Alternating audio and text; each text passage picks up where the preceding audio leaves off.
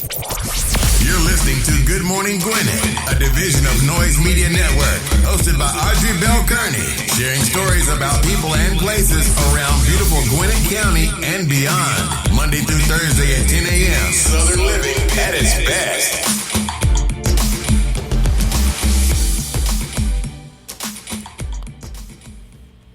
Good morning, all my Gwinnetians out there in Gwinnett land and all of you around the world listen to the sound of my voice. It is a beautiful day here in Gwinnett County. Yes, it is. Right now it's 73 degrees going up to a high of 81, so that's pretty nice. Just a small chance of rain, so that's a good thing as well. So happy to be here with you today. Today is my Friday. I know it's my Friday. It's my Friday, but that's okay. It's okay because I still got some news for you. Then I'm off to Miami. I got a terrible story about Miami, but I'll talk about that after I do the horoscopes. But I hope you're having a wonderful day today. Today is Spotlight Thursday, so of course I have a guest today. But before I get to my guest, I got to give you your horoscopes. I got to give you some news about what's going on in and around Gwinnett County. And then I got a great guest coming up for you today, so be sure to stick around for that. We're going to talk about entrepreneurship. His bio is like humongous. Like it has so much stuff in it, and I have so many things, so many questions, and so much stuff to unpack in this episode with him, because he comes from it from a biblical perspective as well as a general public perspective, and we're going to be talking entrepreneurship and how you can grow your business. So I'm excited about that. So without further ado, let's get on with the show because right now I know you guys want to hear my guests, but I know you want to hear your horoscopes too. So today is National Pralines Day. National Pralines Day and National Bomb Pop Day. Have no idea what bomb pop is. Here's what I do know. I love praline. The first time I ever ate praline, I was here in Georgia. I was still living in Jersey at the time, and my daughter was down here with her dad. And we met at the Underground. I came to pick her up and to take her back home. And we met at the Underground.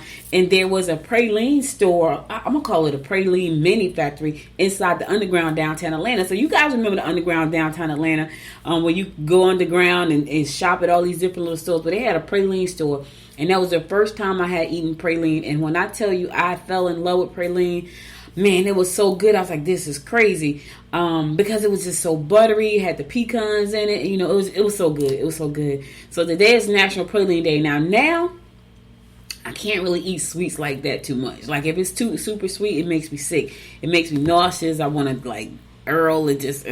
So I do eat praline sometimes, but it's not like I used to eat it. Like I may eat like a half of a praline patty, unless it's a tiny one. If it's like a tiny one, I'll eat a whole one. But like if it's like that big one, because the ones I got were like this big from the Underground, full of nuts. I'm like, oh my God, this is so good, but it's sweet. And so right now, I can't eat that kind of sweet. It makes me nauseous. It makes me like I need to lay down for like about 20 minutes. It's crazy. I can't even explain it because all sweets don't do me like that. Just certain sweets. And so I know for a fact that I've eaten praline and be like, oh my God, I feel horrible. So anyway, today is National Praline Day and National Bomb Pop Day. Have no idea what a bomb pop is. None at all. But if you know, enjoy yourself. All right, let's get on with our horoscopes brought to you by noted astrologer Michael Thiessen for today, Thursday, June the 24th, 2021. We're going to kick it off like we always do, and that is with Aries. You must make sure that all your personal documents are in order. You will have a childlike approach today, big-hearted and full of spunk. Yeah, that's my Aries. That's pretty. He's like always like a big-hearted person. You're on to something tangible and need to act fast. Listen, you can't drag your feet today. You're on to something tangible, Aries. You cannot drag your feet. You got to act fast, which means you probably got to make some decisions really quick. Everybody's not good at making decisions on the flash like that. So today, if that's not your skill set right now to make quick decisions, yeah, you're gonna have to learn how to do that today, because there's some good things that could happen for you, but you got to act fast. Can't be tiptoeing around. You got to make some moves. Taurus, be aware that joint financial ventures could fall apart. Make plans that will take you to exotic destinations. Don't let your work and your personal life interfere with each other. Listen, be aware that anything you're doing right now that's jointly and financially connected, it just may not work right. It could fall apart. So be aware of that. Here's what I would say. Do not invest what you cannot lose. I'm just going to tell you, if you can't lose the money, then don't invest it. If you can't lose the time, then don't invest it. If you don't want to lose a friendship, you might not want to invest. I'm just trying to help you out, because these type of things could destroy your life. Investing with family and friends could destroy your life, and partnerships. Investing in businesses that don't really have a blueprint for success could destroy your life. Yeah, you want to be careful about all that today, Taurus. Be careful. Gemini. This is how Gemini started off. Be careful. Be careful not to misplace your wallet or your belongings. You can make money if you concentrate on producing services that will make domestic chores easier. Avoid being intimately involved with colleagues or clients. Listen, don't do it. Don't get involved with your customers. Don't get involved with your coworkers. You got to see both, and it could go way south if the relationship doesn't work out. So don't do it, Gemini. Just don't. Be careful. Don't do it. And hold on to your wallet, because you could misplace it today. You know what I'm saying? So be careful. Cancer, don't hesitate to voice your opinions at a group meeting. However, keep your thoughts to yourself at home. At work, say what you got to say. At home, not today. Keep that to yourself. Don't let your emotions interfere with your efficiency. Don't let your health suffer because of abuse. Listen, whether it's self-abuse or abuse being inflicted on you, don't let people abuse you. Nobody. I don't care who it is. Your kids can be abusive too. Listen, I know there's a relationship between the parent and the child right now that's very abusive. And it's the parent, it's the child that's doing the abuse. But it's emotional abuse. And the parent is just, they're not even, I don't even know if they're aware that they've been emotionally abused by their kid.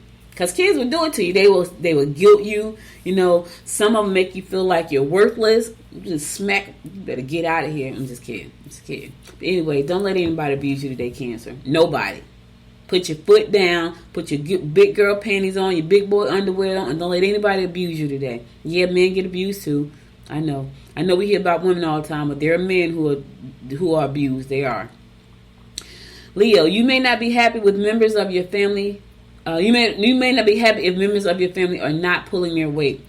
Overindulgence will be a problem if you are out in a social setting. Pleasure trips will be the most enjoyable and should lead to new and lasting friendships. Always nice to get new friends. Always. So you got to get outside though. You got to go on a pleasure trip. You got to go outside so you can meet these new people, Leo. You know, and don't overindulge. Don't overindulge on anything. And don't, your family may not be pulling their weight right now. Here's the thing. If it's going to stress you out to the point of no return, just fall back. Let the house stay a mess. I know the person with OCD is like, are you crazy, Audrey? I can't leave my house looking like this. Yeah, but it's stressing you out. Sometimes you just have to take a minute, take a beat, and just say, you know what? I'm not going to let this stress me out. They don't want to pull their weight, then they just got to, until I get ready to get back and crack the whip, I'm just going to let this stay just like it is. Now, here's the thing.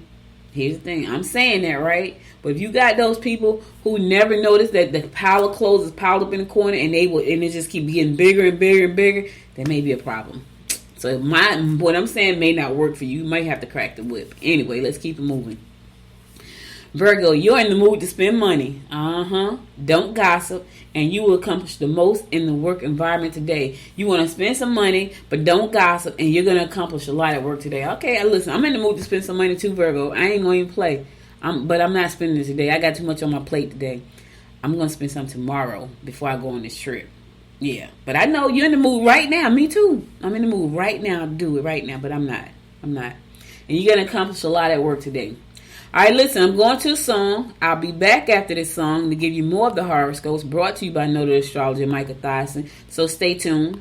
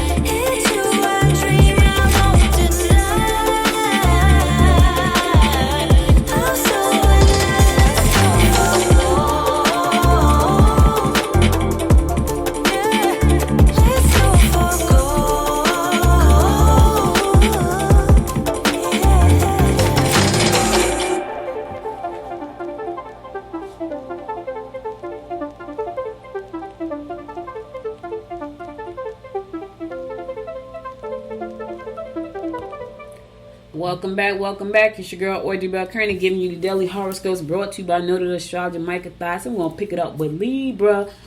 Do not get upset about situations you cannot change. You may have problems with those you live with. Travel in pursuit of pleasure and knowledge. Listen, if you can't change it, don't even stress yourself out about it. Don't even get upset about it. You can't change it. I know you want to get upset and be mad. You can't change it. So don't get upset. Move on, Libra. Go ahead and do something else. Plan to travel. Travel in pursuit of pleasure and knowledge. Have some fun while you're learning. That sounds amazing, doesn't it? Scorpio. Exaggeration or deception coupled with overindulgence might be a problem.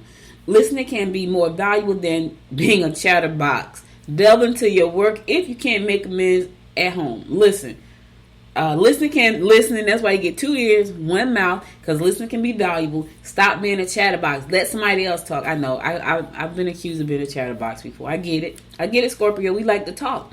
Exaggeration or deception coupled with overindulgence may be a problem. Yeah, so that just sounds like you're doing a whole lot, or somebody's trying to do a whole lot with you. Exaggeration and deception definitely is a recipe for a mess.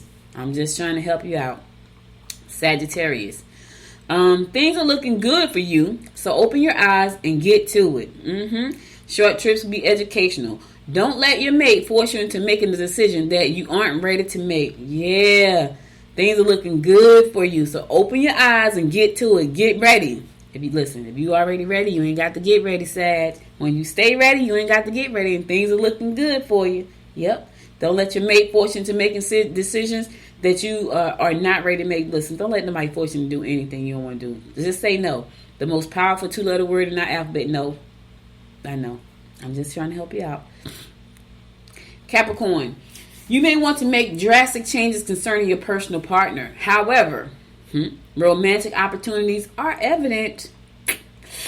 Yeah, I don't know what that means. Relationships will form if you get out and do things that you enjoy. Ooh, that's a lot right there, Capricorn. Make drastic changes concerning your personal problems. Romantic opportunities are evident and relationships will form if you get out and do things today. Ooh, that's a lot. That's a lot right there in your relationship sector. There's a lot going on right there. You have to sit and listen. Before you go out that door, just do an inventory of the whole relationship. Because you may meet that person that's going to want to make you leave that person, but you don't know if that's a good person. Just listen. Do inventory on the relationship before you go out the door. That's all I'm saying. I'm trying to help you out. That's all I'm saying. Aquarius. You'll be able to dazzle others with your obvious charm and your outgoing nature. You might find added popularity with those around you today. You will be best to work late in order to avoid such disharmony. I think that's so sad. I think it's so sad that you would rather do overtime than to go home. Now, it's one thing if you love your job, but if your reason for doing overtime is I just don't want to go home. Let me tell you something. I had a business partner, and he had a girlfriend. And he said to me, he would just ride around the block of his house until he saw the lights go off because he knew she was asleep. That is sad. And he's one of those really good guys, right? He's like one of those really good guys who was outgoing, who was like entrepreneurial, had like 2 jobs and 2 businesses. Like, he was that person. And he said to me, I just want somebody to support me. She's not supportive and she likes to argue. So he said he would get off work, literally had 2 jobs, and just drive around the block until she went to sleep. That's sad, right? So you'd rather stay at work or drive around the block because you just don't want to go in the house and be around that person. That's pretty sad. But there are people who are like that. They'll stay at work all day, and it's really because you think they're trying to make money, but it's really because they really don't want to be home. Like, they dread going home. My thing to that person is leave. Like, does somebody have a gun in your head? Why make yourself be miserable like that? Just leave. Yeah, you probably say, well, that's easier said than done. Not really. Just go. If you're that miserable where you don't even want to go in the house and be around that person, just go. Like, I never got that part. Like, that miserable. Like, I've been in a situation where, like, man, I'm pissed. But I'm talking about miserable to the point where I don't want to see your face. Like, I need you to be asleep when I get in the house because I don't want to sleep in the same room with you. Why? Leave. Go be happy. The other person probably want to be happy too. Both of y'all just being codependent and misery. I'm just saying.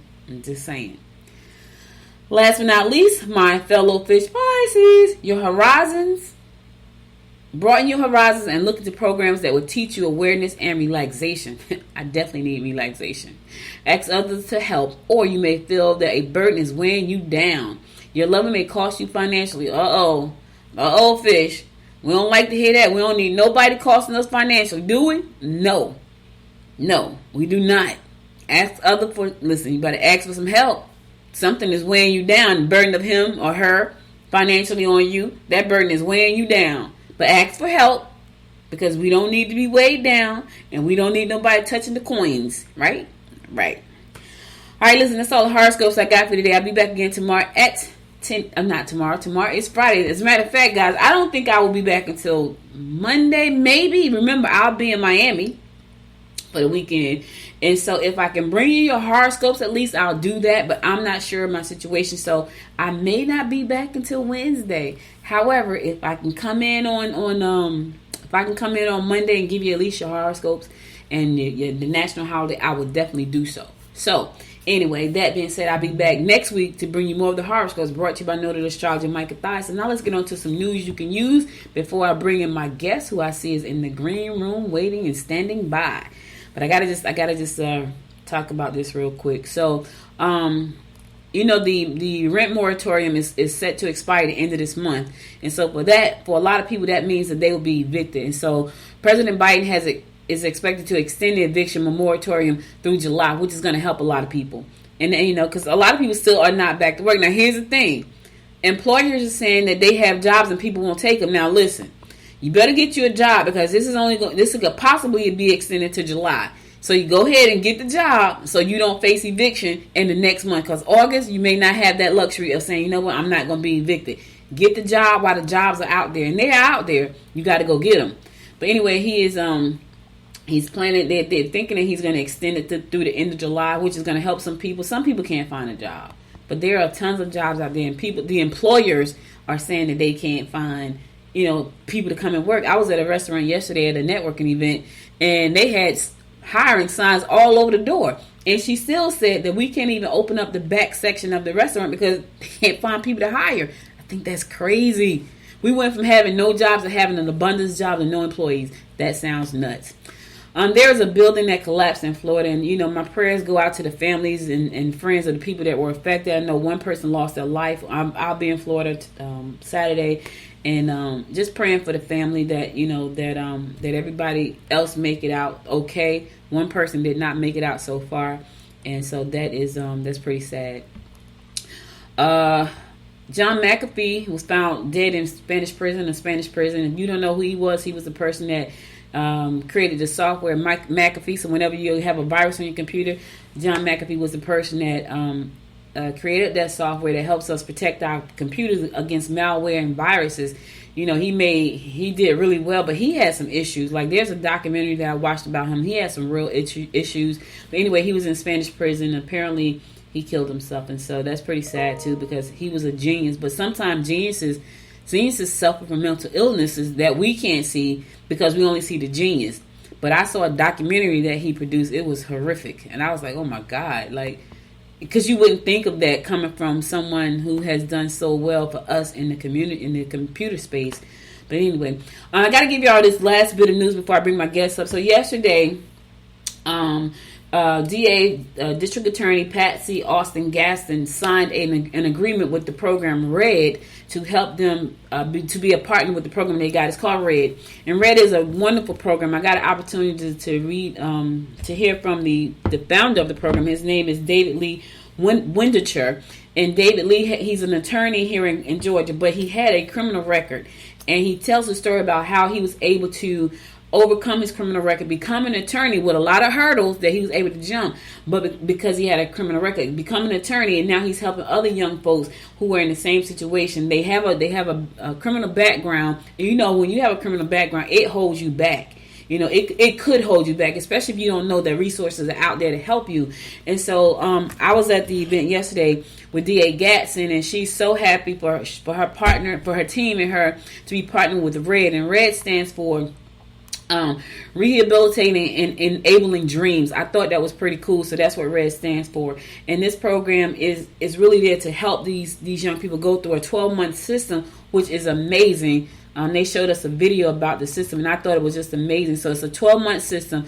It helps them address everything from, how to get your records expunged. Here's restrictions, not expungement. Here's record restriction. It talks about entrepreneurship, financial education. It is just an amazing program. And so if you go to their website, it's called stoprecidivism.org, stoprecidivism.org, and you'll see how the whole program is laid out. Like month 1 is orientation, month 2 is personal assessment, month 3 is mentor assignment, so they assign their students to mentors.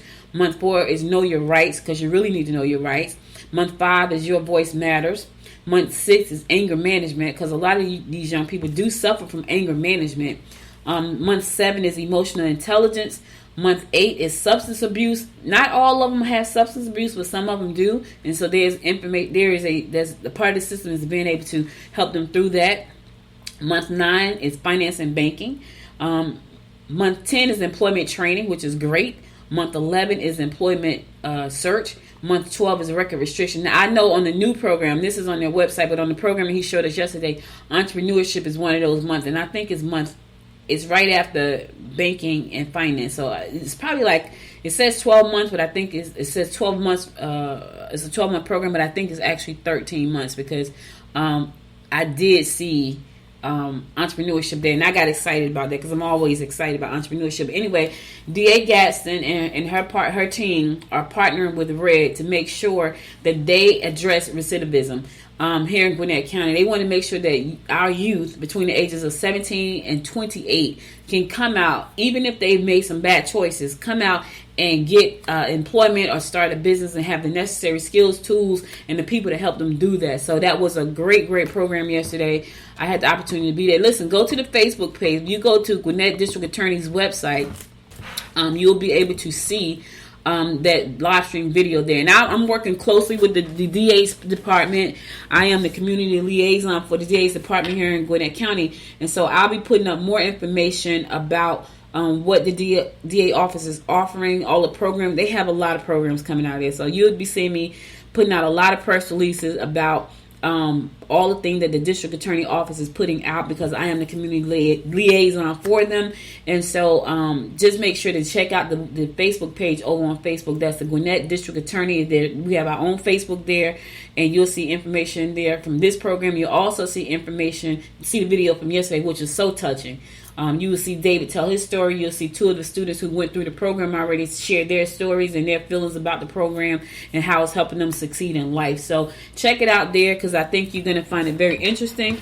And you may know somebody who is going through some stuff right now because they had some, they made some bad choices when they were younger. And now they're struggling because they need to get a job and things like that. So check it out. All right, so, and again, that website is stoprecidivism.org. Stoprecidivism.org. All right, let's get on with this show. Listen, I have a guest today. It's Thursday, Spotlight Thursday. And my guest is a native of Washington, D.C. metropolitan area. His name is Dr. Sinclair in grade 3rd. He has a bachelor's degree in criminology, which he's probably found that part really cool to talk about, from the University of Maryland. He's a doctorate of divinity. He has a lot of things going on. I'm so happy to have him here. He has instituted a bunch of programs to help people get on track. He has an entrepreneurship program. Entrepreneurship, I get excited when you talk about entrepreneurship. I get highly excited. So, although we can talk about many things, my guess is that I'm surely going to be talking about entrepreneurship. So without further ado, I would like to welcome Dr. Sinclair Gray to the Good Morning Gwinnett show. Let's pop him in here. Good morning. Good morning. Good morning. Thank you so much for having me on this beautiful day. Thank you once again. Oh man, you're very welcome. I see people, and I see them on LinkedIn. I see them everywhere, and I was like, I gotta have this person on. And so I told George, I said, reach out to Dr. Sinclair and just let him know I would love to have him as a guest. And I'm so glad you accepted the invitation. Well, thank you. The pleasure's all mine. I feel humble and I feel honored to be part of this show. Good morning, Gwinnett. So I was looking at your bio, and I was like, oh God, somebody's bio is longer than mine. Your bio is longer than mine. He has a lot on that bio. So listen, tell my listeners a little bit about, if you had to introduce yourself, what would you tell us? So go ahead. Oh my God. Well, I'm Sinclair Gray. I'm originally from Washington, D.C. metropolitan area. I live here in Georgia. I've been in Georgia for about 7 years. I am an entrepreneur, business trainer, speaker, writer, and I'm also a pastor of a church in Alamo, Georgia. I'm an AME pastor, married, and I just love life. Even though, the Bible says I've accomplished a lot, and I thank God for that. I always try to remain humble, because I definitely know, titles and things don't make me. I'm comfortable in the skin that I'm in, and I just want to try to help as many people as possible, and just try to be very authentic and transparent, and try to, as they say, keeping it real. Keeping it real. Now I gotta tell you this: where the heck is Alamo, Georgia? Alamo, Georgia is in, wow, that's an interesting place. I just got appointed to that church. It's in Wheeler County. If anyone is familiar with McRae and Dublin, it's about 26 to 27 miles from there. In fact, according to the census report, is part of the county is Wheeler County. It is the poorest county in the United States. What? And it is home to the largest private prison, Wheeler Correctional Institution. Wow. Now, actually, for those in Georgia, if you want to pretty much understand, if you take 75 south, like you're going to Savannah, you take 75 to 16 east. Once you hit 16 east, you'll go down about 42 miles to exit 51, which is like the Pilot truck stop.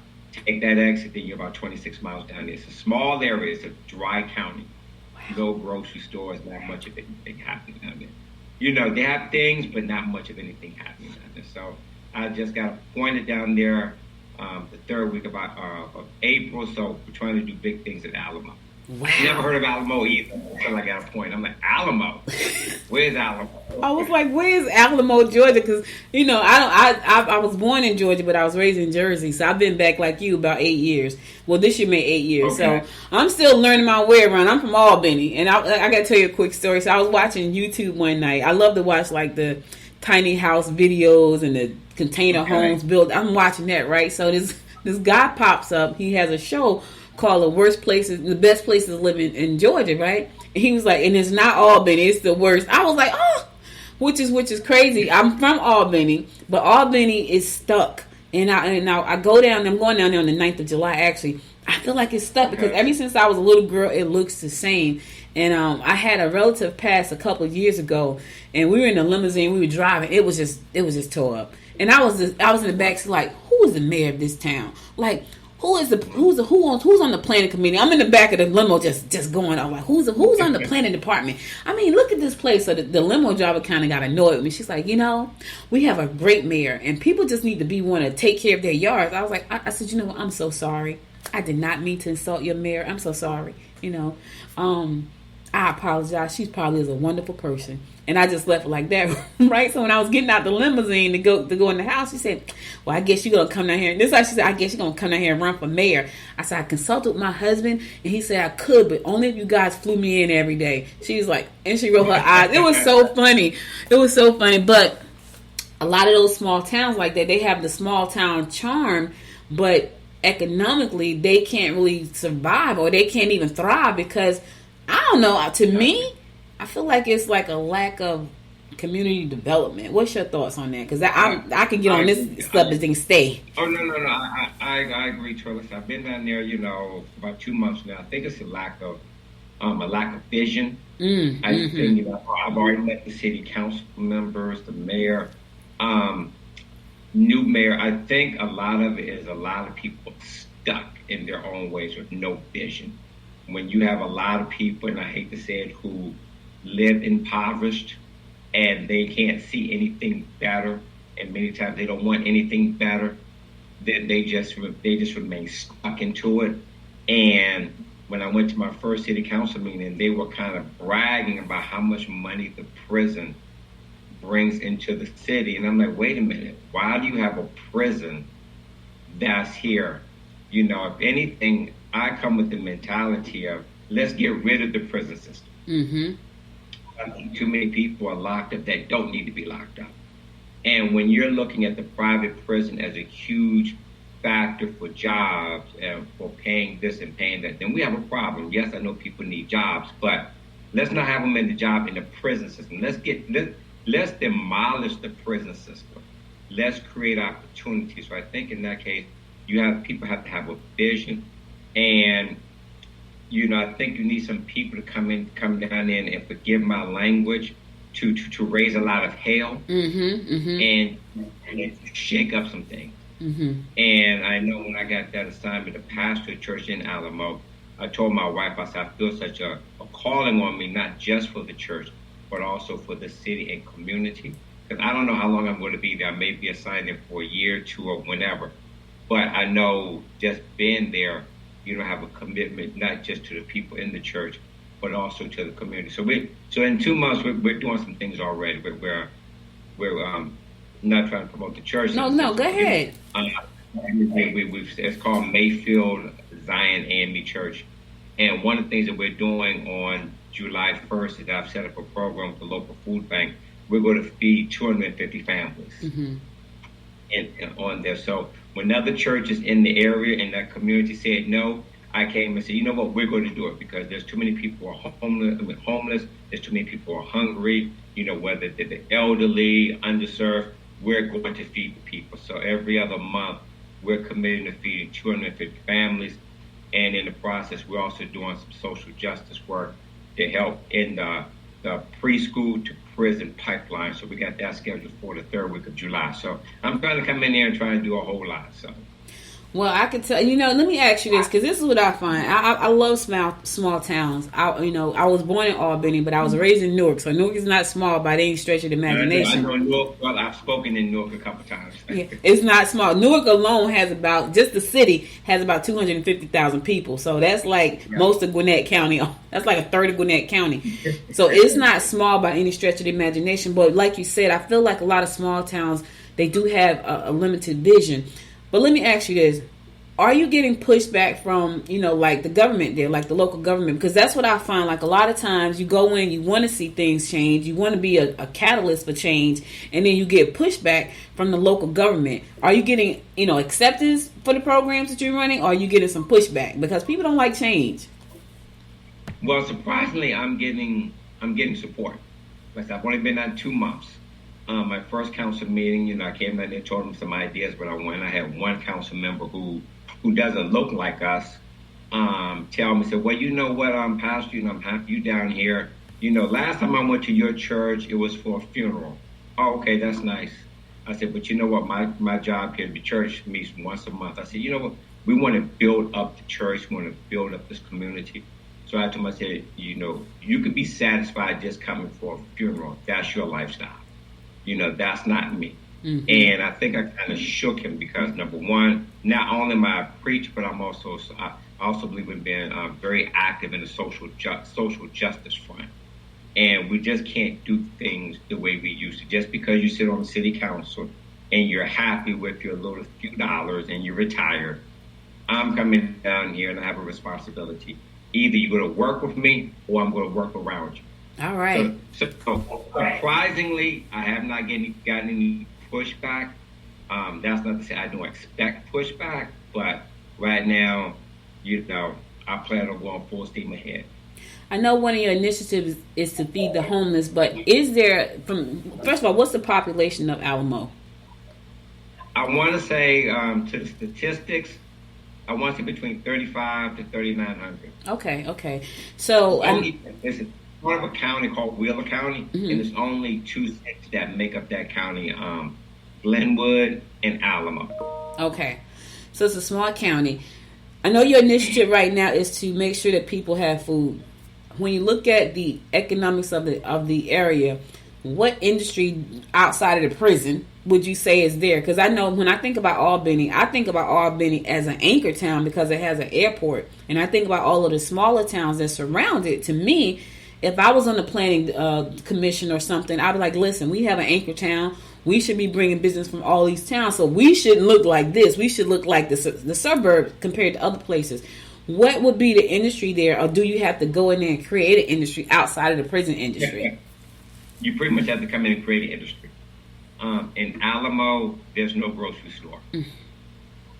People get their groceries either from the Dollar General or from the local Circle K, or they have to drive 10 to 15 miles one way to get groceries. What? Wow. It is a dry county. How close are they to, like, transportation? Is there an airport close by, like Savannah or Augusta? Nothing. Oh, Savannah is probably about an hour and 20, hour and 30 minutes away.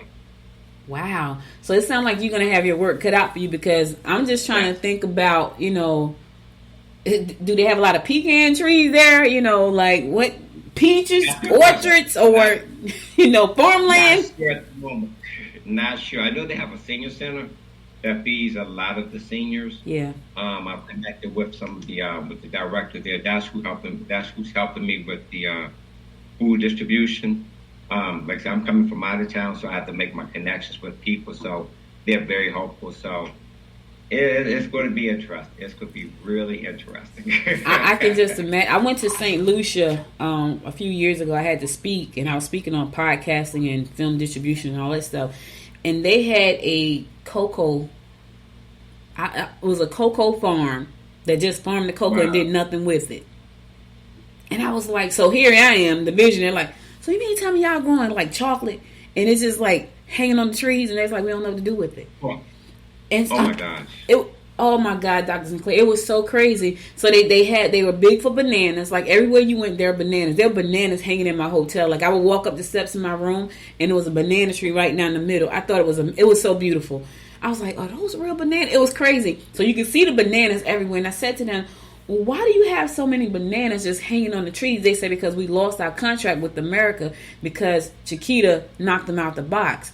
And so I said to them, there's a lot of tourism that come in here. Why don't you guys figure out a way to leverage all the people that visit the island? And it's a small island. The population was like 177,000. But you have a cocoa farm. Even if you did tours of the cocoa farm, or you did like a, you know, like education on bananas, something, but they couldn't think outside the box. So I get that. Okay. Yeah, like they can't think outside of the box. So, you know, when you have entrepreneurship, you got a program and everything. What do you tell people who say, you know what, I'm here, I'm in Alamo, I want to start a business, but I am totally oblivious to like what the first steps are and making that jump? Well, that's something I plan on working with in a few months. Number one is changing the mindset. Excuse me, my voice is a little bit hoarse, so forgive me. Changing their mindset to realize it doesn't matter where you live, as long as you have the vision to want to do better, we can work with you. So a couple of things I'm going to do is kind of work with them on, first of all, changing their mindset to the proper vision. Understand that where you live doesn't have to be your end all be all. Just because you live there, okay, fine, you can create something for the community. You have to think not just community, but you think nationally and globally. What are you good at? Is this going to be an internet-based business? Is this going to be a product business or a service business? So I want to bring some entrepreneurship programs down into that community. The difficult thing, and I don't want to make excuses, that I'm 2.5 hours away from down there one way. Mm-hmm. So I'm down there maybe once a week. That's just my time. Like I'm down there, of course, the first Sunday of every month, but trying to meet enough people to put different programs in place, and hoping next week when we have this food distribution, meeting more people from the community and really trying to bring in entrepreneurship programs on there. I want to bring in a vision board workshop for the people. My wife does vision board workshops, so I'm going to try to sweet talk her into coming down and doing the vision board workshop, not just for church members, but also for people in the community, and just working with the community leaders and say, look, we're here to help. You know, if you want to help, we're going to do it. If you say no, we're still going to do it anyway. Mm-hmm. You know, anything inside the church, we have complete control over. You know, mindset is everything, and everything that you do. Mindset and prayer, that's everything. When you have people who are living below the poverty line, what are some of the steps that they can even start to take to even shift the mindset? Because without that mindset, because it's what we do is not easy. Being entrepreneurship is not easy. However, I can't see myself doing anything other than that for real. But how do you get people to make that shift? Because right now they're in survival mode. Like if there are people that have families and they're not eating, or they have families and they're worried about whether or not, President Biden is going to help them not get evicted at the end of this month. How do you help them get that mindset shift? Well, I think you have to first talk to them, find out where they are. Unfortunately, you have different aspects of people coming from different financial backgrounds. You have the elderly, and then you have the younger generation. Can't really verify, I hate to say alleged, but there are some young folks I've been told that's taking advantage of the system. If they're getting over on the system. So if they're getting over on the system, what's the chance of them wanting to do better? Mm-hmm. And I think a lot of times what you have to do is try to tap into who they are, get to know them as an individual, get to know them as a person. And I think once you get to know an individual and you start talking to them, but more importantly, listening to them, then you're able to find out what they're good at, what they're passionate about. Too many people, they have a passion, but they don't know how to bring it to fruition. That's one of the things I do in my business, in coaching. I help people with their vision. What are you good at? Mm-hmm. And one of the things I'm sure you've probably heard many times, many people say, well, I want to do this, but the market is saturated. Well, I don't care if the market is saturated. You have to find something that's going to make you stand out. You have people say, well, I want to own my own insurance company. Well, guess what? There's thousands and thousands of insurance companies. But what's going to make you stand out? I want to be a financial planner. Whatever it is, there's always something that's unique about you. And tapping into your particular energy, tapping into your particular likes and dislikes, and going from there. But I think what you said is perfect. Letting people know it's not easy. It's a struggle. Every day being an entrepreneur, there's always new challenges. There's new hurdles, struggles, especially from the service perspective. If you don't have, that's not the time, not the brick and mortar. But if you have the storefront, you figure, okay, I'm open up from 10 to 8.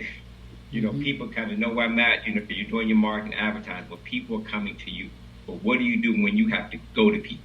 Mm-hmm. What do you have to do when you have to go to networking events here, they're everywhere. Mm-hmm.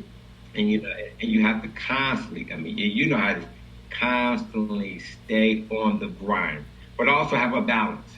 And I think a lot of people, they have the wrong concept. They think, well, I have to be working 24/7. When you start, you can't work 24/7. It's mm-hmm. impossible. You need to sleep. You need to take care of your mind. You need to take care of your body. You need to take care of your health. So I think the whole concept, balance, and everything goes into that. I was in a mastermind meeting last Friday, and there was a gentleman there, and his thing was about he was I don't think he was a financial planner. I want to say he was in the medical field, but his thing was, he was like, I feel like I have to build relationships. I have to go to all these events. And I said to him, you are going to burn yourself out. I said, you need to learn how to leverage technology. I said, it's okay to go to some, but if you're trying to do 4 and 5 events a day, when are you really doing the business? I get building a relationship, but there are other ways that are more efficient to build a relationship than just hitting all these events. And I said to him, think about educating people on what you do, because he did something that it wasn't very clear. And I said, just from you talking to us, we had no, even though you told us the name of what you do, we don't know what you do. I said, so why don't you just, educate people? He said, well, how do I do that? I said, listen, you got a phone? Start talking. Start videotaping. Just start creating content and putting it out there so people know who you are. I said, and that's going to help you.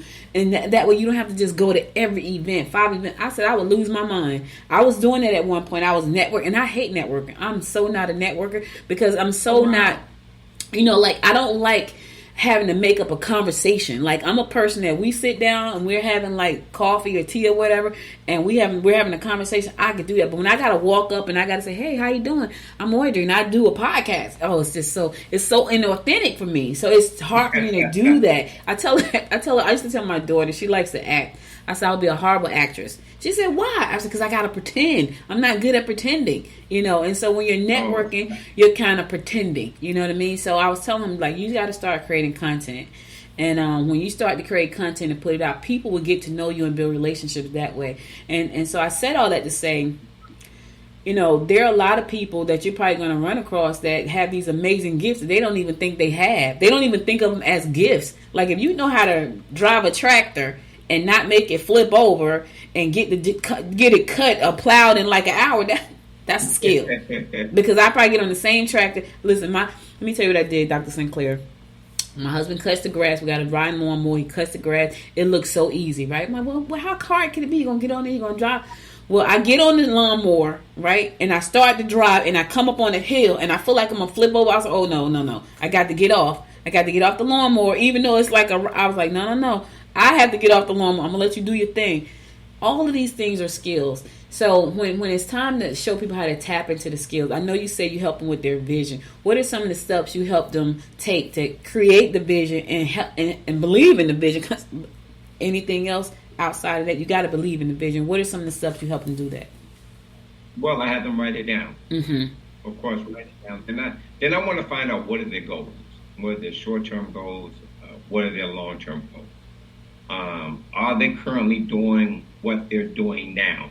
Are they doing it for free or are they getting paid for it? Mm-hmm. And kind of finding out, I want to kind of get an idea. Let's look at, your example. If someone's out there doing landscaping, okay, great. You have a mower, okay, how many houses are you cutting? Well, I cut 5 houses. Do you get paid? And I'll start asking them and I start trying to find out what is it that they love about it. Great, let's turn this into a business. If you're doing Audrey's house, you got to Audrey, you can't do free anymore. Mm-hmm. Tell Audrey that, what, you're really trying to start a business now, work for price, and now we're going to start getting, of course, all the legal and all that aspects, that, we deal with that, as a process. But understand that, you have a skill. Letting them know you have to market yourself. And you have to become marketable. You have, branding, marketing. You have to be the expert, and just letting people know. And I tell you, I find that just talking to people, just in general, when I ask them questions, they may say, I never really thought about that.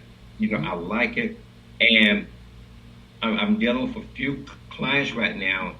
They're scared. They say, well, you know what? I like making the money. I just hate doing the paperwork. I love doing my job. I hate the paperwork. Okay, great. This is what you need to do. You need to hire somebody. Outsource that. Find somebody who can just do that once a week or whenever. Let them handle it. You learn the process of it, but turn that over to them and you focus on what you're good at. And I tell people, don't allow fear to stand in your way. And I think too many times people are nervous and they get fearful because they may say, well, okay, I like baking, but I don't want to do the paperwork. I don't want to do the calculation. Okay, fine. We'll bring somebody that will do the calculation for you. That will tell you how much it costs for butter, for this, for that, you name it, whatever it is. Now, so when you charge Audrey and whoever, okay, for this particular cake, $50 or $60, you know everything from that perspective. So I think people have to find out what you're good at, what you don't like, but also try to bring people in that will help you and support you. So, I got to my cousin. She's in Philly. She reached out to me probably about 6 months ago. She's like, now she has an Instagram. She makes these beautiful cakes. I'm talking about all kinds of cakes. What I can tell you is that she is not afraid to price her cakes, but she wasn't structured properly. So she was working with a coach in Philly who kind of just blew her off. And so she called me crying. I'm like, what's the matter? It's like, I got to get my business set up. I said, well, what happened? She's like, I have all this money in my house cash that I can't take to the bank because I don't have a business bank account. But I can tell you, Dr. Sinclair, one of the things she was not afraid to do was price her cakes. I even went. I said, well, how much is the cake? She's like, I charge like $110, but I gave him a discount. It was like $100. That's like a $10 discount. She does not wince on that. So I want to talk about two things. First, I want to talk about funding the business. Like when you're in areas that are pretty challenged and people who are in those areas that are pretty challenged, what funding options do they have to start a business if they don't have the resources at hand or some kind of grant or something? What funding options do they have in those situations? Good question. Now I'm going to preface this when I say Alamo. This is my first time working in a community like this, but I've dealt with a lot of folks in major cities. So what I've done, I've partnered with many banks in Atlanta and different other places. So I built relationships. You know, you mentioned you don't like network. I wrote the book on networking. And, I believe in building relationships, not so much to just get business from them, but to find out how we can work together so that I can call up people and say, you know what, this is what I need. I have a client that's looking for this. Walk with them through the steps. So I think a lot of people, you know, whether it's through loans, whether it's through grants, or whether it's through just asking people for money to help out, to invest in their business. When I lived in Maryland and I got terminated because the guy wanted to go a different way in his business. And okay, fine, I have my own business now. I'm going to start my own business, start doing coaching and speaking. And I needed $200. And I called up a friend. Hey, look, man, can I borrow $200? You know, I'm going to get the A, B, C, and D. He was like, look, man, this is not going to be a loan. I'm going to just give it to you. And from that point on, I kept going from there. And I think a lot of people need to really ask themselves the question, what is the funding for? Number two, can you barter and network? You know, I like to use the word barter with people. And just negotiation. If there is, and I'm going to put you on the spot, Audrey, if you don't mind. Yeah. If I am a baker, I'm going to use the baker. If I am a baker and I know you love my cakes, I may say, well, look, I'll do this. Let me come on your show every week for 10 minutes to do a commercial, and I'll bake your cake for free. Or I give it to you instead of $110, I'll give it to you for $20. You may say, okay, fine, that's working. So now I'm getting more revenue in. I've saved money on my advertising. And what's happened is that you're getting a cake, but also I'm getting funding. I'm getting indirect funding from new customers and new clients. So I don't have to run to the bank. I don't have to worry about grant writing. And I think a lot of times, you know, all the SBAs, I think you need to find a great business attorney. I think you need to have a great accountant, a great bookkeeper. But I also think what people really need to do nowadays, they need to develop a great relationship with their local bank, with whomever they're trying to bank with. They need to know the tellers. They need to know customer service trust, and they need to know the bank managers and the VP. I mean, you know, I've heard so many stories about them with the PPE loans. A lot of people weren't getting them, and some of the bank vice presidents would tell me, I don't know these people. And I have someone coming on my networking show every week that says, look, if I know you and we have a relationship, now when you're coming for this particular loan, I can now recommend and push. I have a client right now who's going to get a $500,000 loan. And I introduced her to this bank, can't name the bank name, VP, about 3 years ago. And, you know, I'm in contact with the VP almost like once a week, working with the client, and the client said, you know what, I'm going to get the loan. Reason being, they're working together. You know, they know the situation. The VP has come down to this particular client's office. They know what they want. They kind of know everything. They have a feel for the business. So when they submit the loan package, okay, now you have an ally. You have somebody fighting for you to get the loan, especially minority-owned businesses, women-owned businesses. You got to have a relationship. You know, I was thinking about that. Now, here's the thing, because, you know, I've heard this plenty of times. I've been an entrepreneur for 24 years, and in my journey, this is what you always hear. You always hear, you're a startup. We don't offer loans to startup. You don't have any a revenue track record. What do you say to that entrepreneur? Say, you know, I want to go to a bank and get a loan, but I don't have taxes because I'm a startup. And so how am I supposed to, you know, monetize or get some capital in for what I'm trying to do because I'm just not starting? Asking a question. I think find alternative funding. I connect to we do alternative funding, and they will work with. What is that? I will put them in. Alternative funding for people who can't get a loan from the bank because of reasons that you just mentioned. I'm a new business. I'm a startup. I have nothing. They will work with you. They kind of work with the SBA, and they will kind of help work with you, lead you, and guide you so that you can get a loan. Anywhere from, I know in Georgia, anywhere from $500 to $250,000. Mm-hmm. Can't guarantee it all hours. I can't promise you, but there's a great there's a great chance you will get it.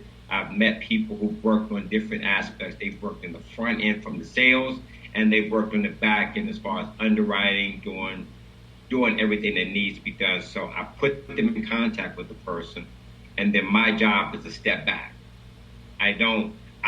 I allow the person I introduce them to work with them and to walk them through the steps.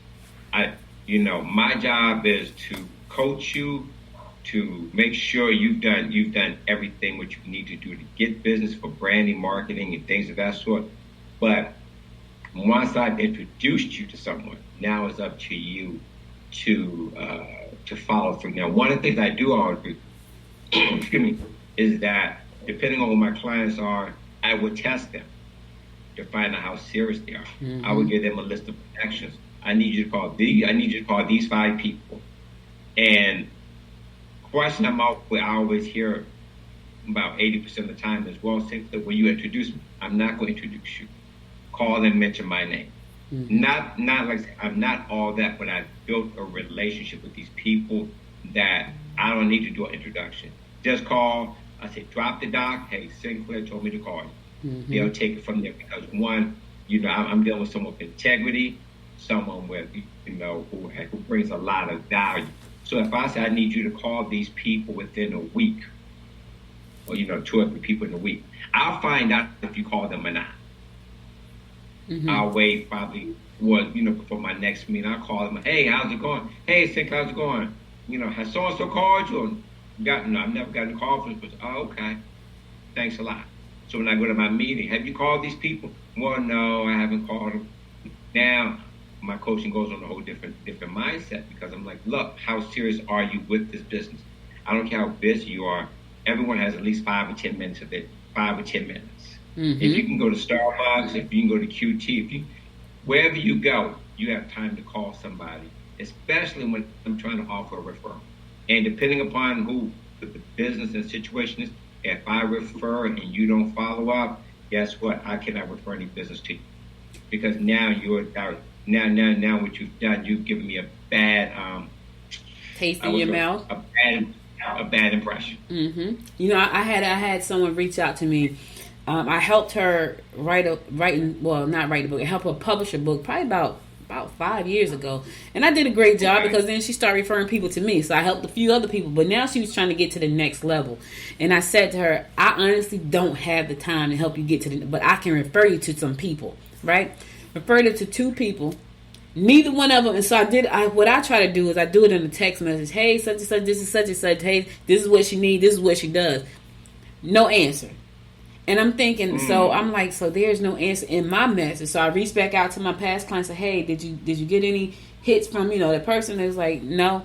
And to me, just like you said, I'm like, okay, I can't refer them. So when I talked to the other person, I was like, listen, I sent you somebody, and the message what I got was, well, I'm so busy. The text got lost. Texts don't get lost.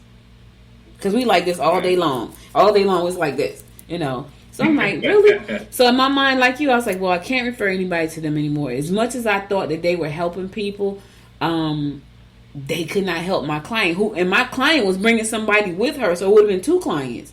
And they never reached out. It would have been 2 clients. And they never reached out. But I think entrepreneurs, that's when entrepreneurs have to ask themselves, is it time to bring in more help? Mm-hmm. I think that, let's use that situation with me, for example. Let's say, you say, I got someone I want you to meet with. And that's okay, fine, I can deal with them. And let's say, for example, they say, well, I need to see you on a Friday.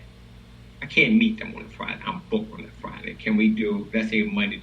I think if it's a particular day, fine. But I think one of the things that entrepreneurs must understand is that you have to learn how to hire people. Mm-hmm. If you are that busy, you better learn how to hire because business will run out. Mm-hmm.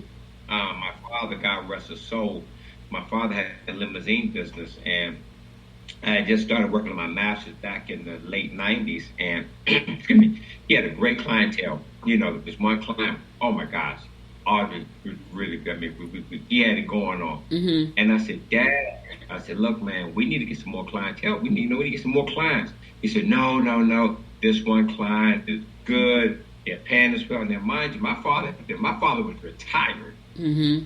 And, so, you know, he's getting a pension, Social Security, you know. Not say it was a lot, but he was getting something in. He's asking me to come home. Okay, fine. I'm working for you. I don't drive. I don't get paid. And so I'm trying to get him to expand his business. He was like, no. You know, one client was good. But all of a sudden, that one client one day said, you know what? We're not going to use limousine business anymore. We're 2 blocks from the metro. We'll use going to this one main airport because we'll pass that cost off to our client. The other 2 airports, Dallas Airport and BWI, no, you can't take a metro there. You need a limousine. But business was, you know, from driving maybe 5 people a day to now driving maybe 1 or 2 a day. To now driving, okay, I may not drive for a day or 2, and I'm looking at my dad. I'm like, look, man, I'm not getting paid. Mm-hmm. Well, you know, businesses dropped out, and I'm like, look, you're getting paid no matter what. You know, if you're not driving for the client anymore, you're still getting your retirement, your investments, whatever you're getting paid. Mm-hmm. You're fine. But you know, we had other people working who were happen to be retired as well. Mm-hmm. But I say all that to say that entrepreneurs, you should never get so busy enough that you can't hire people. Get to the point whereby you want all the business to come to you. Because I'm gonna tell you, as a coach, if I'm having business that I need 1 or 2 other people, I need to hire 1 or 2 other people, because guess what? That's more money coming into my business, and then that's more customers we're able to serve, and then they can refer. So I think entrepreneurs are making a very tragic mistake, especially solopreneurs, that say, I'm too busy. Well, and we hear it all the time. I go to networking events. You know, thank goodness we can go back to networking events now. Mm-hmm. You know, I follow up, and they say, well, I'm too busy. Why'd you come to a networking event? You came to give out business cards. So you're just a quota person. And I can always know. So I teach people how to network. But if you're going to a networking event to just pass out cards and hope that somebody calls you, it's not going to happen. You definitely need to make sure that you're ready to get new business. Mm-hmm. And you know how it is. You never know who that client is. You know, you refer somebody to somebody. You never know who that person knows. You may not know. You know the person from a certain perspective, but you never know who that person knows. Mm-hmm. And I think entrepreneurs do a disservice to themselves when they say, oh, I'm too busy, when they don't follow up. And also, if I can add in, and forgive me for talking a lot. No, go ahead. When I talk to people, you know, I have some good colleagues. They always like to ask me, so Sinclair, if I refer somebody to you, what's the best way? And I tell them, I can text, email, or phone. I say, preferably, give me a call. Mm-hmm. Give me a call first, email second, text third. Now, if you text me, I'm going to respond to a text, but I prefer a phone call. You call me, perfect. So I think people need to understand, you know, don't put your email address on a business card if you never check your email address. Right. Exactly. You know, I gotta tell you this, because I have a small team of 3 right now. Was me and 2 others who helped me make Good Morning Gwinnett possible. But I'm in the process of scaling, and so Good Morning Gwinnett is only one podcast, but I have 4. Right. I have 4 podcasts that I produce. Right. Okay. I can't scale that by myself, and I said, okay, I have to. And this is what I just recently did, Sinclair. I just sat down and said, okay, I need to put SOPs in place so I can bring on a VA so they can know exactly what they need to do, so I can just sit here and run my mouth, right? And not that that's all I do, but that's a big part of building this network. And because podcasting is hot right now. Podcasting is on fire, and it's an industry that anybody can get into. They just need the right blueprint. And so I've been doing it. I've been podcasting since about 2009. Right? Before it was an industry. It wasn't an industry then. Now it's an industry that's on fire. So much to the point that Facebook is saying, now we're going to do podcasts. I was like, what? So it started this week, I think. But I realized if I want to scale this business and grow this podcast network, which is a media and advertising company, because that's what I'm growing, I got to hire somebody. And I sat down, I said, okay, I need to hire someone, and I need to do some SOP so that they know exactly what I need them to do. Because it's not a hard business. It just has all these moving parts because I think outside the box. And so right now, to give you a prime example, right now we're streaming on Facebook and Roku. So anybody with a Roku device, they can watch us, right? That's how my mind thinks. And so I need to be able to have that person put an SOP in place so they can say, okay, when Audrey get off this stream, all these things need to be done with that episode. Instead of me trying to do them all, because now I can't do the things that I want to do because I'm worried about all the other little tiny things. So you're right about that. But I think for a lot of entrepreneurs, hiring somebody is a fear of giving up control. So what do you say to that person? Wow. Well, I think one has to understand it's not control. It's getting out of your way, and being secure in who you are. You're not asking them to be the owner. I think you need to write down what it is that you need for them to work on, and let them do it and not micromanage. I think too many times people are like, oh my gosh, if I hire somebody, they're going to run my business. Well, no, not really. You're a leader. If you're a leader, you look at them as a manager. You give them the vision, let them run it. Give them control, empower them, and then you can do other things. But I think what people have to do when you're hiring somebody, you're just not bringing on an employee. You're bringing on someone who is going to buy into your vision, who's going to help you grow your vision. And I think when you help them to see it as such, then you don't have an employee. You have someone who says, you know what, I like your vision. I'm buying into your vision, and I want to help you, help you accomplish your vision. But in the process, what you're doing, you're also helping them and training them for them to do what they need to do. Here, you may say, I'm going to teach you how to do certain podcasts. They may not want to have their own podcast. They may say, well, you know what? I want to own my own consulting for organizational management. Hello, I'm showing you some things on how to do this. Now I'm helping you push you towards your dream by working for me. So I think everything has to be a partnership, and don't think of it as a control. I'm not a Starbucks fan, but Howard Schwartz, who was running it at one time, he started his first Starbucks almost on every corner, like barbershops in many cases. He's not going to every store becoming a manager. That's why he has managers, shift leaders, and district managers, and VPs. Let them do everything. You empower them, and then he gets to do the investments and do whatever he needs to do. So I think people have to really get that out of their head. It's your business, but you want people to help you in your business. And get out of your own way. That's exactly true, and it's so funny because even with myself, like I host a podcast right now, but my goal is not to be talking, 7 days a week. That's not my goal. I understand, I understand the platform and how powerful it is, but right now that's where I am. But I do know that I have to train people to come in. I think the other thing too, I heard somebody say this on one of my mastermind calls. They were like, we don't just hire anybody. They have to take a DISC assessment because we need to know, can they do the things that we have in this SOP? And I was like, wow, that is so smart. Because sometimes you can hire people, and you want them to do a good job. But if you put them in the wrong position, they're not going to do a good job.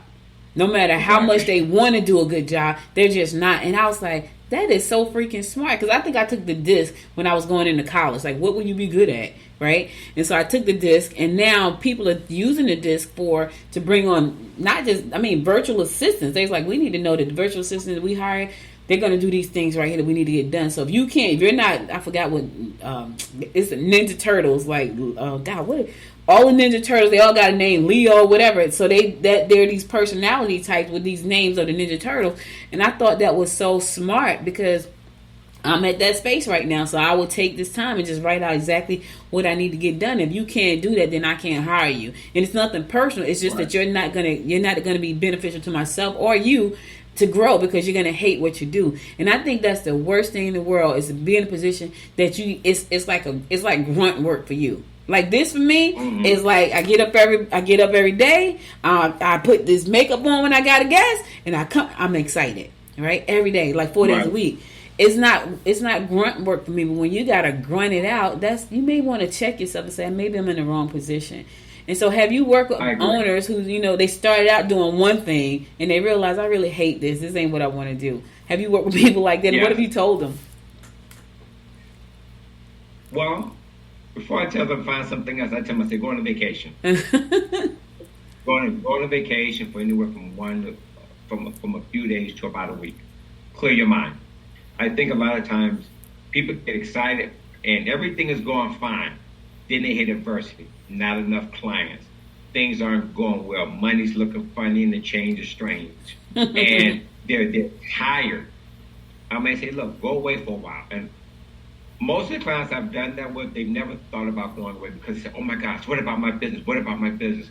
Shut the business down. If you're complaining now, don't worry about it. I need you to get away. Clear your mind. Please don't take your computer. Don't take your laptop. Just get away. I don't care where you go. Just get away. And then most of them come back and say, you know what, I'm renewed. Because they get burnt out. And I think, I think with me, I have to be very transparent with this, Audrey. Coaching and speaking, you do it, especially because I do a lot of writing, not as much as I used to. I just get tired of it. I'm like, oh my gosh, I don't feel like writing today. I'm tired. And I write inspirational messages every day, sometimes twice a day. And a lot of times I get tired. And I'm like, you know what? Wow, I got to do it another one. Because at first I was doing 5 days a week. Now I'm doing 7 days a week. Doesn't take me long, but every now and again I'm like, I'm so tired. I don't feel like writing. I don't feel like doing this. I don't feel like doing this. And I've thought about quitting. Like, no, I can't quit because this is a passion. This is a calling. It's not something I woke up and chose to do, and I want to help all the entrepreneurs. You just can't wake up and say, okay, this is what I want. It has to be a calling because that calling will push you. And it's not to say you won't get tired.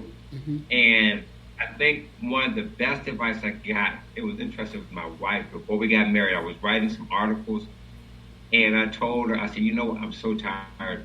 I'm tired of looking at this computer. I said, I've been looking at this computer for 2 hours. I'm editing articles. I'm tired. She told me, she said, do me a favor. She said, ask somebody to watch your computer, go around in the little neighborhood park. Your listeners probably familiar with Covington. I was in downtown Covington. She said, walk around the park, walk around the circle, just walk around for about 20 to 30 minutes. I'm like, I got work to do. She said, trust me, walk around for about 30 minutes, leave your computer there and just walk. And I'm like, wow, cleared my mind. And I think what happens is that sometimes we can get frustrated doing something during the day. And it's okay to say that. Just walk, clear your mind, like not to be transparent on me. A lot of times I may get frustrated. Okay, you know what? I don't know what to write. Should I still be writing? You know what? I need to make some coffee. I'm going to go make some coffee, turn on some jazz for about 20, 30 minutes. Like, whoo, okay, now my energy is refueled. And by the time I get back to the computer, I'm on. And I think people have to get, I didn't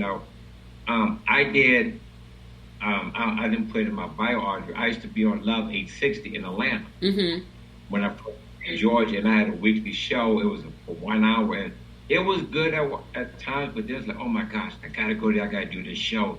What am I gonna talk about? How's the guest? I gotta worry about this drive, and I used to get so frustrated. First 4 months, I'm loving it. 5th month, I'm like, wow, I'm tired. And it was a mall, I think it was in the Underground, when the Underground was going downhill.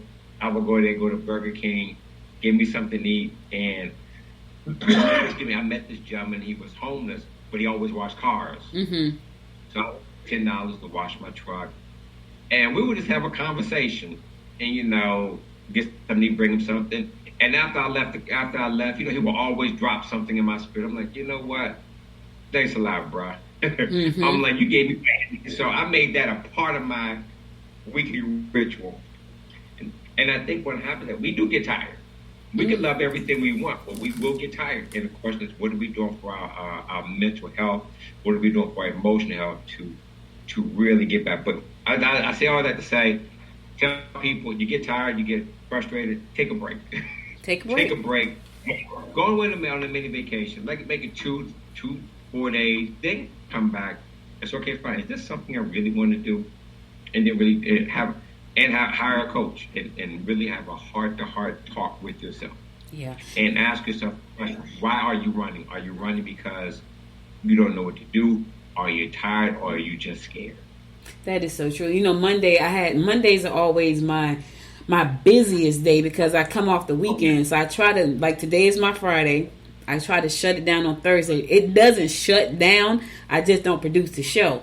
But there's a lot of stuff that don't get done because I was like, okay, I'm not doing that. Sundays, I kind of shut it all the way down. And so Mondays, I'm usually like doing everything for the week or getting ready for the week. But this past Monday, I had meeting after meeting after meeting. So my daughter called me. I said, listen, I just got to go lay down for a minute. Like, I am drained right now. And I went and I laid down for literally 30 minutes and jumped up. I felt great. So you're absolutely right about that. You just have to recharge sometimes. You have to know that, you know what, I'm tired. I need to recharge. And that may be taking a walk. Heck, it may be laying on your bed. Some people got to take power naps, whatever it is. Recharge so you can come back out and do a great job. And for you, when you were going to the underground, you know, just being able to talk to this guy, buy him some food, get your car. Listen, I don't know about y'all. When my car is clean, my house is clean, my hair is done, I'm good. Like, I feel great. Yeah. I feel great. So, you know, that's just how I am.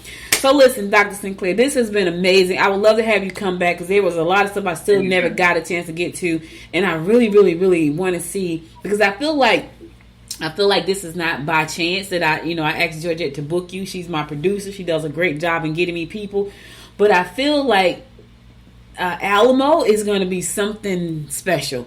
And I want to know about the journey, because I feel like that could be a blueprint or a model for other small towns like Alamo to kind of follow and have some increased economic development, even when they think there's none. Because like you said, you just got to think outside the box. Got to take a look at the big picture of the area. And I'm sure there's some amazing people in Alamo, even though it's a small town. They just don't know how amazing they are. But I'm sure that they're going to get to meet you and your wife, and you're going to show them, listen, you guys are amazing. And because you have technology, that pretty much changes the game for anybody at this point. And so I would love to have you come back at a later date to talk about. I will, and so you can tell us what's happening with Alamo. I just, building Alamo. I don't know, create a whole show around it. I'm like, here I go, create a whole show. There is there's a show called Hometown. It's a home improvement show. Comes on HGTV. They went over to Wetumpka, which is in Alabama, and they went there to rebuild the town. I think there was a tornado that went through there and tore up stuff. Okay. And so they got the whole town involved in the process of rebuilding, and everybody was so excited because I think a lot of times small town people feel like they get left out, like nobody cares. They kind of get left out. And so, listen, when I think about creating content to show the journey, pick your phone up and just shoot and just show it. And I think people are being inspired by that, especially small town people who feel like, you know what, we're just like Alamo. Nobody cares. There's no industry here. There are no jobs. We got homeless situations. I'm in Gwinnett County. There's homeless situations like 5 miles from me. So, they're everywhere. But, certain towns it's kind of quiet as kept because, they can stay an extended stay and, drive through and nobody knows you. But there are other ones that, they can't, it's not quiet as kept. And so I would love to bring you back and just see. Yeah. And just bring you back and talk about the journey, like where you are with that whole process. And, just give other small towns an opportunity to say, you know what, we can take his blueprint and help our small town, build up and get rid of the prisons, in the town. You're gonna have a fight on your hand for that one, but we're gonna talk about that at a later date. Yeah. How can people contact you if they want to get involved with what you're doing and get your help as a coach? How can they contact you? Wonderful. You can contact me a couple ways. Website sinclairgray.org. Spell my name SINCLAIRGREY.org. You can email me at sinclair@sinclairgray.org, or you can call me up at 678-516-0779. I read every email and I answer all my phone calls. Well, I'm going to call you, so be looking out. I won't be this week. I'm going to Miami. I'm going to Miami for a shutdown. I'll be back on Tuesday.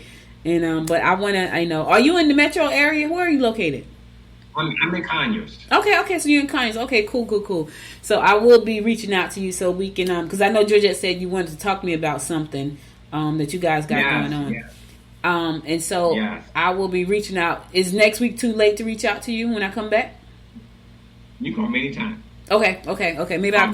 Call me anytime. Oh. And enjoy yourself in Miami, Florida. Have some fun. Yes, that's the plan. I'm excited about that. So, but anyway, thank you again for being here so much. I really appreciate you spending the time with us to share, all your wisdom about entrepreneurship. And I look forward to seeing your journey with Alamo. Thank you so much. It's my pleasure. God bless you and all your listeners. Thank you. All right, listen, guys, that's all I got for you. But I'm going to go to my word of inspiration for the day, and I'll come back right after this song to bring you that inspiration. I hope you guys enjoyed that episode. I try to bring you the best of the best to talk to you and help you live out your dreams. So Dr. Sinclair was gracious enough to bless us with his presence and his wisdom. So I hope you enjoyed that. I'm going to go to my last song before I close it out. It's my Friday. And I'm about to get ready to get on this plane. So stay tuned. Yeah, I'm tongue-tied, twisted around your finger like a piece of string. I'm winded, chasing after your ghost is real exhausting. I'm in love, but I don't think it's what I thought it was supposed to be. Love story, no guts and no glory. How did I get so dizzy thinking of you? I don't usually get like this. It's something about you I miss. Could it be we never had that kiss? Well, I don't usually get like this. Get like this. Get like this. Get like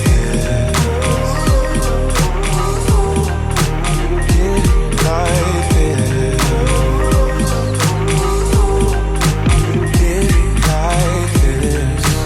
Get like this. Get like this. Reminded of how I met you, tried to catch you falling. Instead I fell off myself and I just can't stop falling. These wings are gonna flap for me if I keep waiting. Keep waiting, keep waiting, keep waiting, keep waiting. How did I get so dizzy thinking of you? I don't usually get like this. I don't get like it's something about you I miss. Could it be we never had that kiss? I just wanna kiss you. Well, I don't usually get like this. Get like this. Get like this. No, get like this.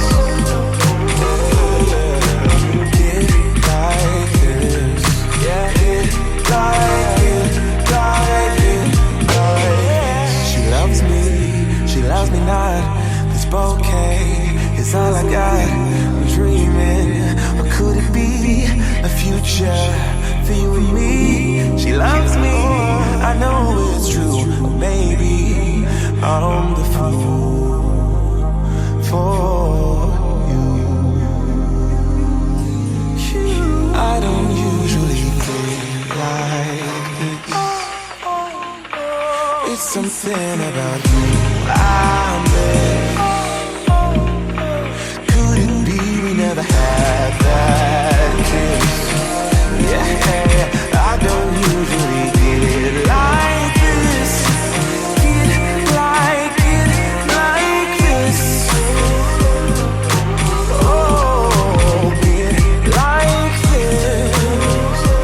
No, get like this. Yeah, get like this. Get like this. Welcome back. So listen, guys, it's time for me to say love thee, baby. It's time for me to say love thee. But before I go, I want to give you my word of inspiration for the day. And I thought this was pretty cute. Here goes. It says, To succeed in life, you need 3 things: a wishbone, a backbone, and a funny bone. Let me say that one more time. To succeed in life, you need 3 things: a wishbone, a backbone, and a funny bone. Reba McEntire said that, and she was absolutely right. You need those 3 things. First, you need that wishbone. You need not just a wishbone, you need a vision bone. You need the wishbone. You got to know that what's in your heart can happen. You got to wish it to your reality, though, right? But you got to do more than just wish. But you need to start out right there. Then you need the backbone, because let me tell y'all something. Whatever you're trying to succeed at, it's going to take some work. So you need the backbone to put in the work to be able to hold you up when times get rough and tough and you want to give up. Yes. And then you need a funny bone, because you don't want to take yourself so seriously all the time. You want to be able to relax for a second. Dr. Sinclair just told us we need to relax for a minute. Take a minute, take a breath. As a matter of fact, take 2.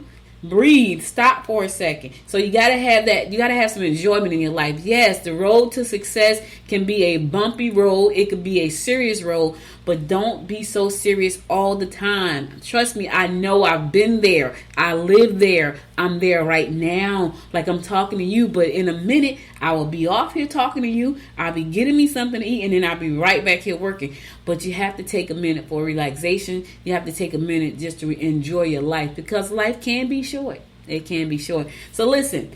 Start the business. Start the journey. Start the sports. Whatever it is you're trying to do, write the song, write the book, record your first film, whatever it is.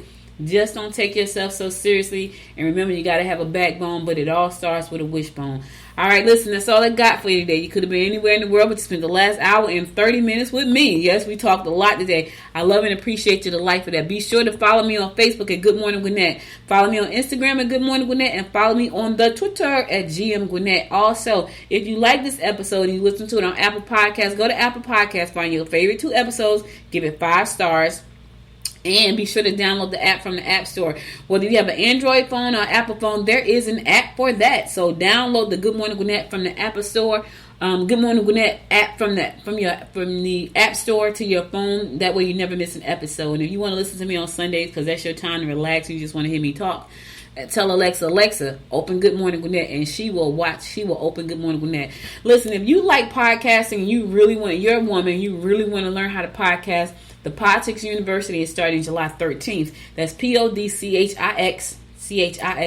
Go ahead, join the academy. I'm going to teach you what I've learned over the last, about 13 years about podcasting. And I've learned a lot. This is an amazing industry, whether you're a pastor, whether you're a business owner, whether you're an athlete, whether you're an author, whatever it is, if you have a message to share, if you just want to get out there and spread some love, this is a great platform to do so. And I can help walk you through that process.